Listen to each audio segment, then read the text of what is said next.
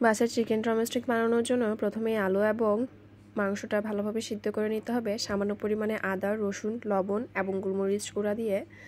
তারপর মাংসগুলো থেকে হাড্ডি ছাড়িয়ে নিব। তারপর আমরা আলুগুলো ভালোভাবে ম্যাশ করে নিব। দেখতেই পাচ্ছেন একটা বলে প্রথমে হাড্ডি ছাড়ানো মাংস এবং ম্যাশ করা আলু নিয়ে নিয়েছি। তারপর তাতে দিয়ে দিচ্ছি স্বাদ মতো লবণ। এরপর আমরা তাতে দিয়ে দিচ্ছি চিলি ফ্লেক্স। তারপর দিয়ে দিচ্ছি টমেটো সস। এরপর দিয়ে দিলাম সামান্য পরিমাণে ভাজা জিরার গুঁড়া। তারপর দিয়ে দিচ্ছি গোলমরিচ গুঁড়া। এরপর দিয়ে দিচ্ছি সামান্য পরিমাণে জিরা। তারপর দিয়ে দিচ্ছি ধনিয়া পাতা। এবার সব কিছু একসাথে ভালোভাবে মাখিয়ে নিব।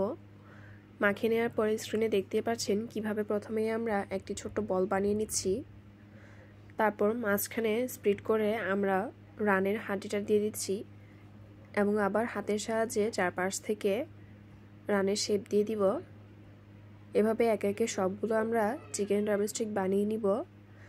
সবগুলো চিকেন ড্রামস্টিক বানিয়ে নেওয়া হয়ে গেলে তারপর প্রথমেই আমরা একটা ময়দার লেয়ার দিয়ে দিব। দেখতেই পাচ্ছেন প্রথমে সামান্য পরিমাণে ময়দা নিয়ে তা পুরো ড্রামস্টিকটার উপরে একটা ময়দার লেয়ার দিয়ে নিয়েছি। এরপর আমরা একটা লিকুইড মিশ্রণের উপর আবার আরেকটি লেয়ার দিয়ে দিচ্ছি ভালো মতো।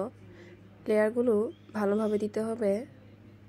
তারপর আমরা ব্রেড ক্রামের উপরে পুরো ড্রামস্টিকটাকে একবার মুড়িয়ে নিব। ব্রেড ক্রামগুলো ভালোভাবে ড্রামস্টিকে লেগেছে কিনা সেদিকে খেয়াল রাখতে হবে। এভাবে সবগুলো ড্রামস্টিক আমরা বানিয়ে নিব। তারপর একটি এয়ারটাইট বক্সে ভরে সংরক্ষণ করতে পারি সারা রমজানের জন্য।